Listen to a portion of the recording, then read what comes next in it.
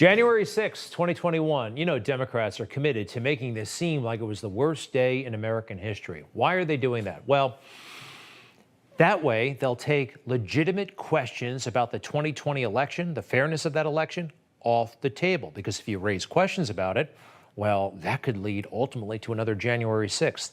That's the logic they're using. And right now, the spokesman for January 6th hysteria is that drama queen of a cop, D.C. police officer Michael Fanone.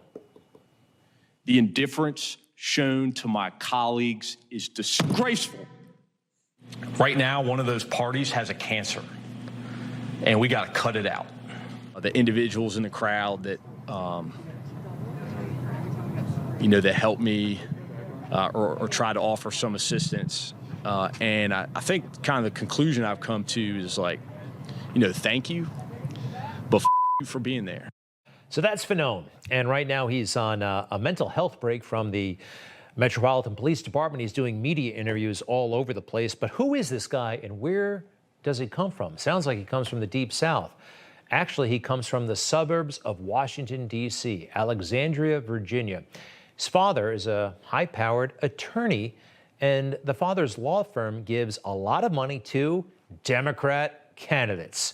Fanone actually went to Georgetown Prep for high school, one of the most prestigious high schools in the country. A lot of Supreme Court justices went there. After Georgetown Prep, he went to a boarding school in Maine. So the flannel shirts, the tattoos, the belt buckle that he has with guns on him, this is all something of an act. At least he didn't grow up that way. I find this very interesting. Molly Ball from Time Magazine did some of this reporting, and so did Julie Kelly, who will be joined by in just a little bit.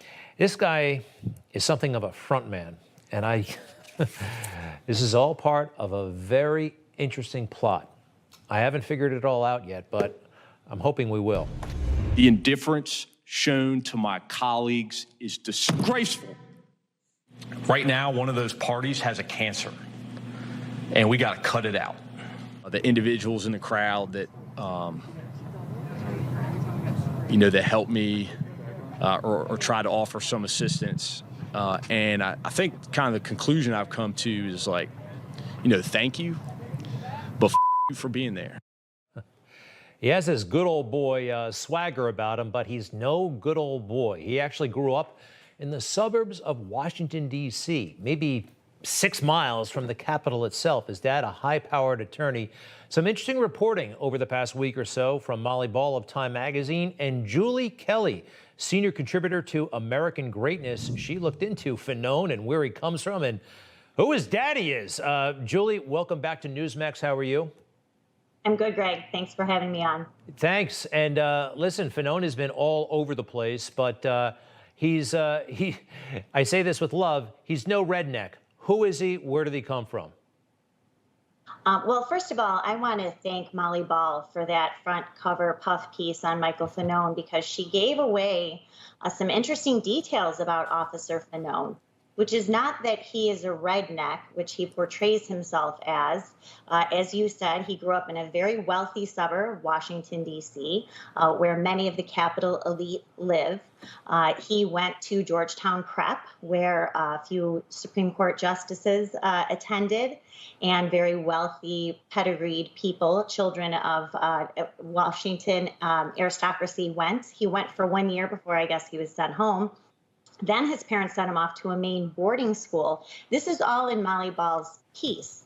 And then he came back and eventually graduated from an almost all-black high school in Washington, D.C. But this idea that he is this good old boy, he wears the flannels, he has a beard, he speaks with some sort of a drawl, that he is just a regular guy who became an undercover narcotics officer and was attacked, almost killed on January 6th. I mean, for the most part, none of that's true. So what was not in Molly Ball's piece, but what was in your piece, are details about his father. You actually identified him as Joseph Fanone, pretty high-powered lawyer. Tell us a little bit about him and his law firm, please. So Molly Ball notes in her piece that his father is a lawyer with a partner with a big law firm in Washington, D.C. She never mentions his name nor mentions the law firm that he's associated with. So it appears that his father is Joseph Fanone. He's the only Fanone who is at that age and a partner with a big law firm.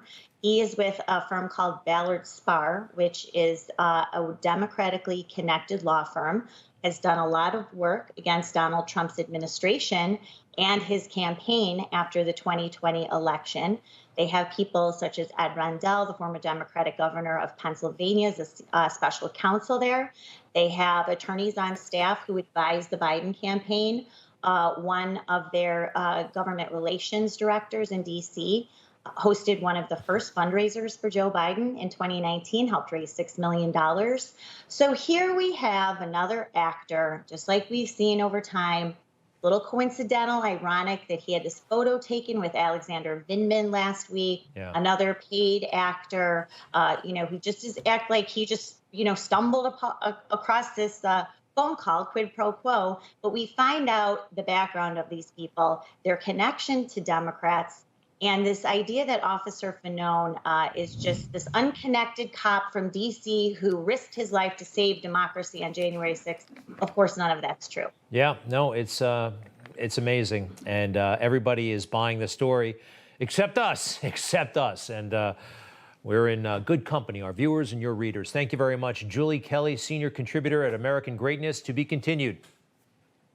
Thank you. All right, we'll be right back.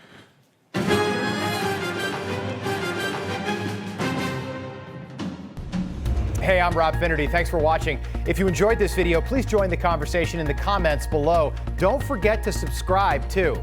Hit the bell icon to be alerted to breaking news. And remember, there's a whole lot more on Newsmax TV, America's fastest growing cable news network. Newsmax TV, we're real news for real people.